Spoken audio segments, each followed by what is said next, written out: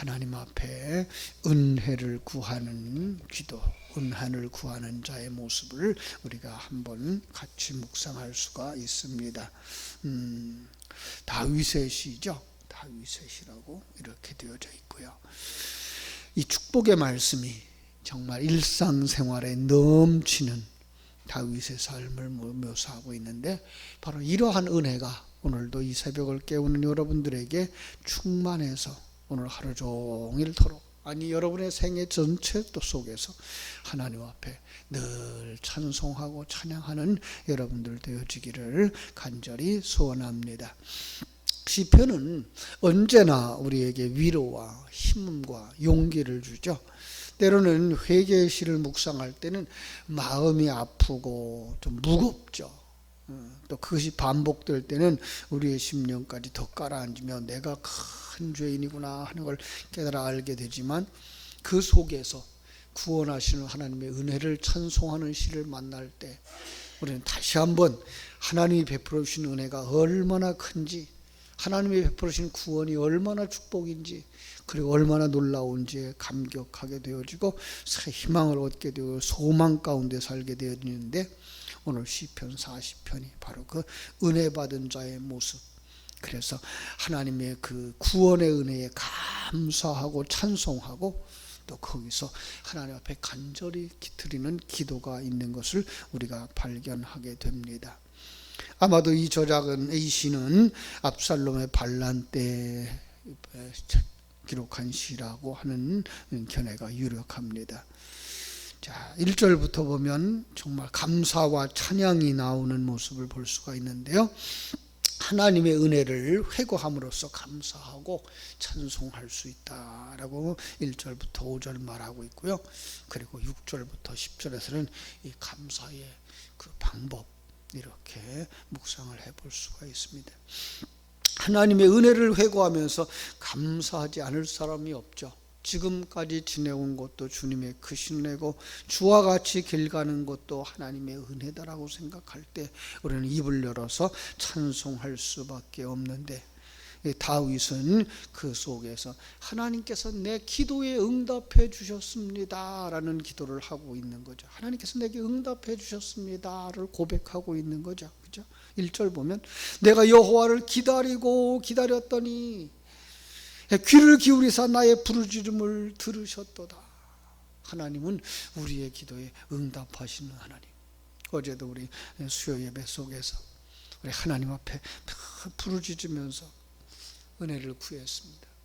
회개하던 그 사사시대에 그 회개했던 기드온과 그 백성들처럼 정말 그 부르짖는 기도를 우리 하나님이 항상 들으시고 계신다라는 것. 그리고 그 기도에 들으셨으면 어떻게 하신다고요? 하나님은 신실하신 분이라 약속한 것을 응답하시고, 기도에 응답하시는 하나님. 그 응답을 받은 사람들의 그 반응이 뭘까요? 찬송이죠. 그죠? 하나님의 은 앞에 기다리고 기다렸더니, 이 말은 간절했다는 거죠. 그리고 그것은 한 번에 끝난 것이 아니라, 그죠? 계속 기다리고 연속적인 행위이기도 하지만 강조이기도 하죠. 그 간절함이 얼마나 깊었는가. 그 사람만 뭐 할 수 있어요? 그 사람만 하나님의 역사하심을 볼 수 있고, 하나님의 응답해 주심을 볼 수 있고, 하나님 앞에 찬송을 할 수 있는 거죠. 2절이 그 결과를 이야기하죠. 나를 기가 막힐 웅덩이와 수렁에서 끌어올리시고 내 발을 반석 위에 두사 내 걸음을 견고하게 하셨습니다. 기도하였더니 하나님이 응답해 주셨습니다. 자, 자기 힘으로는, 자기 권세로는, 아니 자기 지위로도 도저히 어찌할 수 없는 고난과 고통, 난처함, 그 속에서 하나님의 역사하심을 보았다는 거죠. 마치 예수님께서 십자가에서 죽으시고 장사되어져서 절망 가운데 있고 멸망 가운데 있는 그 상황에서 하나님께서 그를 일으켜 세우신 것과 같이 지옥에서부터 건져 올리심과 같이, 사망에서부터 건져 올리심과 같이 하나님께서 베풀어 주신 그 은혜가 너무나 클 때 어떻게 할까요? 3절이죠. 새 노래로 곧 우리 하나님께 올릴 찬송을 내 입에 두셨으니 많은 사람이 보고 두려워하여 여호와를 의지합니다. 새 노래.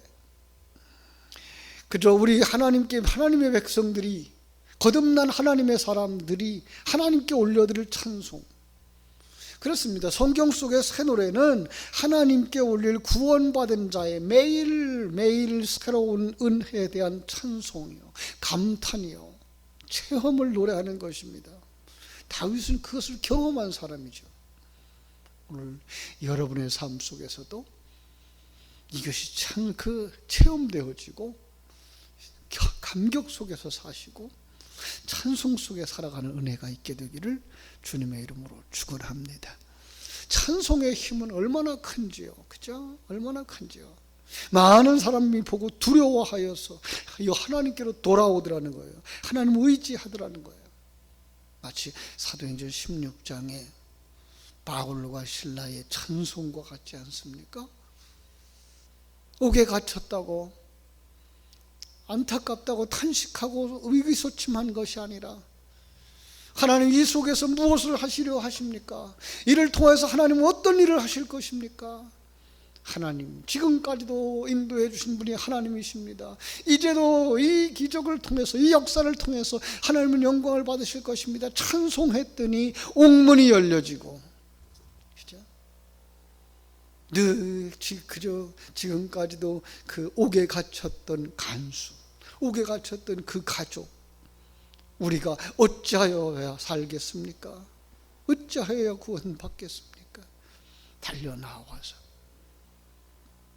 주 예수를 믿음으로 말미암아 그 가정이 구원을 받고 기쁨과 은혜가 충만하고, 찬송을 통해서 기쁨이 회복되어지고 은혜가 충만되어지고, 찬송을 통해서 능력이 부어지고, 찬송을 통해서 신앙이 생겨나고 신앙이 성장되어지는 결과를 우리가 볼 수가 있는 것입니다. 그것을 4절은 뭐라고 말합니까? 여호와를 의지하고 교만한 자와 거짓에 치우치는 자를 돌아보지 아니하는 자는 복이 있습니다.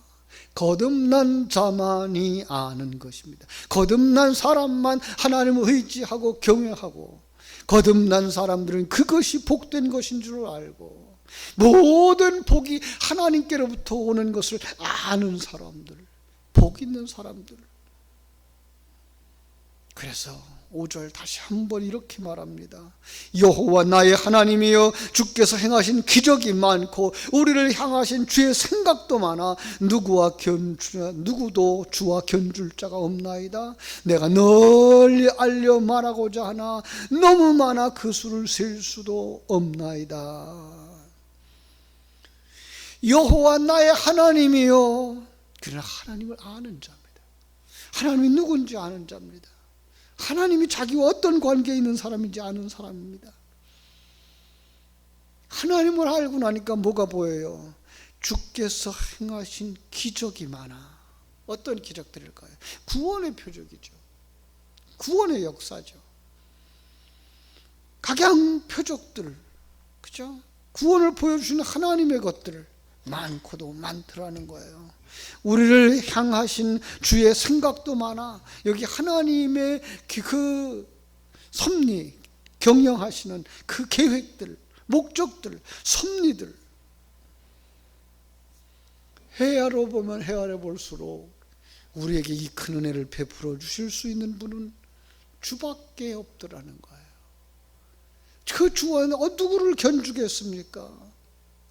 참으로 하나님 앞에 찬송할 수밖에 없었다라고 고백하는 모습을 볼 수가 있습니다. 이렇게 하나님 앞에 은혜를 받은 사람은 하나님을 의지하는 사람, 하나님을 믿는 사람, 하나님을 전적으로 신뢰하는 사람들이 되어지는 줄로 믿습니다. 그렇습니다. 하나님을 의지하는 자는 겸손한 사람이요, 자신을 겸손히 낮추는 사람이 하나님을 의지하고 하나님께 도움을 구합니다. 그러나 그 교만한 자는 거짓에 치우치고 하나님을 의지하지 않고 자신의 힘이나 술수를 의지하는데, 하나님의 은혜를 받은 성도는 자신의 무기력함을 깨달아 온전히 하나님만 의지하게 되는 줄로 믿습니다. 그래서 그 하나님의 뜻 앞에 순종하겠다고 달려나가는 거죠. 그렇죠? 6절 말씀 보면 주께서 내 귀를 통하여 내게 들려주시기를 제사와 예물을 기뻐하지 아니하시며 번제와 속죄제를 요구하지 아니하신다 하셨나이다.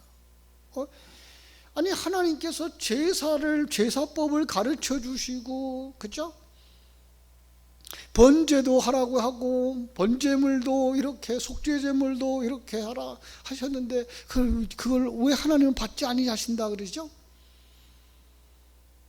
하나님이 가르쳐 주신 것은 그것을 진리의 그릇으로 삼아 그 속에다가 진리를 담아주셨기 때문에 그 진리를 발견하도록 반복하는 그 행위 속에서 정말로 하나님의 뜻을 아는 것을 원하시고 하나님의 뜻을 순종하는 것을 원하시는 거지, 하나님의 뜻과는 관계없는 제물만 태워버리는 그 번제나 속죄제, 하나님은 그걸 원치 아니하더라는 거죠.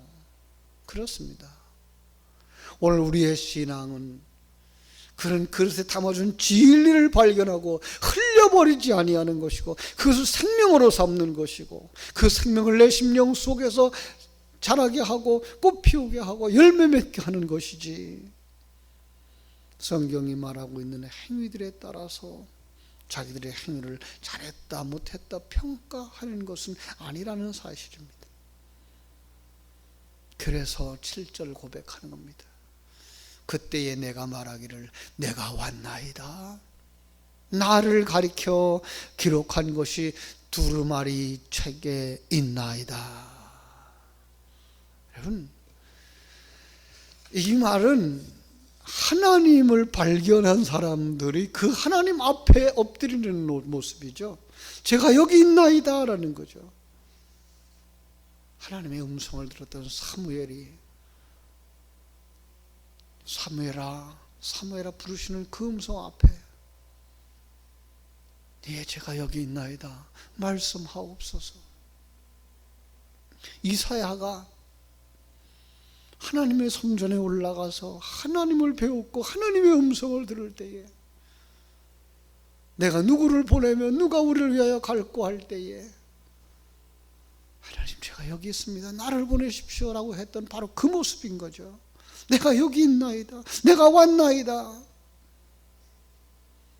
그런데 하나님 앞에 엎드려 보니까 자신의 생명에 대한 이야기가 어디 있더라고요?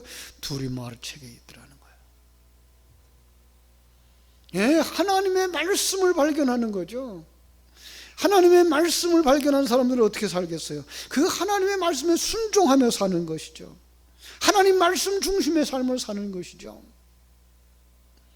하나님이 주신 그 진리를 사모하며 그 진리에 의한 삶을 살며 거듭난 자의 그 가치관을 가지고, 거듭난 자의 생명을 가지고, 거듭난 자의 소망을 가지고 살아가는 것입니다. 사랑하는 여러분, 이 새벽마다 우리가 말씀을 묵상하는 것은 그 말씀 속에 담아준 깊은 진리를 내 것으로 삼는 데 목적이 있습니다. 정말로 하나님이 말씀해 주신 그 말씀의 깊은 내용들이 우리의 것이 되기를 원하는 데 있습니다. 그래서 그 우리의 것이 되기를 사모하는 사람이 어떻게 기도합니까? 은혜를 구할 수밖에 없는 거죠. 11절로 17절의 말씀은 바로 그 하나님 앞에 은혜를 구하더라는 거예요. 은혜를 받은 사람만이 뭐예요? 은혜를 구하는 자리로 들어가는 거죠. 여호와여, 주의 긍휼을 내게서 거두지 마시고 주의 인자와 진리로 나를 항상 보호하소서. 은총이 계속 되어지기를 간구합니다. 계속 공급되지 아니하면 세상의 유혹과 사단의 공격에 넘어지고 올무에 넘어지니까 옛사람과 사단의 공격을 이길 수가 없으니까, 그래서 우리는 새벽을 깨우고, 그래서 홀로 있을 때에 홀로 하나님 앞에 무릎을 꿇고 기도할 수 있게 되고, 그래서 공예배를 통해서 수요일도 금요일도 가정예배도 하는 것이죠. 무슨 뜻이죠? 하나님의 생명이 살아나 악한 마귀 권세로부터 나를 이기게 해달라는 거죠. 그래서 12절 말하잖아요. 수많은 재앙이 나를 둘러싸고 나의 죄악이 나를 덮침으로 우러러볼 수도 없으며 나의 죄가 나의 머리털보다 많음으로 내가 낙심하였음이니이다. 왜 긍휼을 그치지 말고 인자와 진리로 보호하여 주셔야 되겠습니다라고 하는가 하면은 무수한 재앙이 겹겹이 겹치고 둘러싸고 있더라는 거예요. 하나님의 은혜가 없으면 또 넘어진다는 거죠. 오늘도 이 새벽에 우리 하나님 앞에 은혜를 구하는 여러분 되어지기를 바랍니다. 여호와여, 은총을 베푸사 나를 구원하소서. 여호와여, 속히 나를 도와주시옵소서. 하나님의 백성들을 위한 기도, 그죠? 하나님 앞에 정말로 나 자신뿐만 아니라 나라와 민족을 위하여, 다음 세대들을 위하여 이 새벽에 하나님 앞에 기도할 때 역사 속에서 수많은 하나님의 백성들에게 은혜를 베풀어 주셨던 그 하나님이 우리에게 큰 은혜를 덧입혀 주실 줄로 믿습니다. 기도하겠습니다. 하나님 우리 아버지, 하나님의 크신 은혜와 사랑을 감사하옵고 감사합니다. 하나님의 은혜를 받았던 다윗의 모습 속에서, 다윗의 고백 속에서, 다윗의 기도 속에서, 다윗의 찬송 속에서 우리는 은혜 받은 자의 모습을 살펴보았습니다. 은혜 받은 자의 고백들, 그것은 곧 찬송을 이루더라는 사실입니다. 아버지 하나님이여, 우리의 심령 속에 진정한 찬송이 살아나게 하여 주시옵소서. 은혜 받은 자들은 하나님을 의지하더라는 겁니다. 하나님을 절대적으로 믿고 하나님의 말씀 앞에 순종하며 말씀을 따라 살더라는 것입니다. 아버지 하나님이여, 정말로 우리의 믿음이 하나님만 전적으로 의지하고 하나님을 반석으로 여기고 피난처로 여기고 산성으로 여길 수 있는 믿음들을 허락하여 주시옵소서. 바로 하나님의 은혜 받은 자들은 말씀 중심의 삶을 살아갈 뿐만 아니라 하나님 앞에 더 큰 은혜를 구하더라는 사실입니다. 아버지, 오늘 우리가 내가 말씀을 안다고 하는 그 말씀을 아는 것에 머무르지 말게 하시고 그 말씀이 생명이 되도록 되게 책임질할 수 있게 해주시고 그것을 깨달아 알고 그 풍성한 삶을 누릴 수 있도록 은혜를 구하는 사람들이 되게 하여 주시옵소서.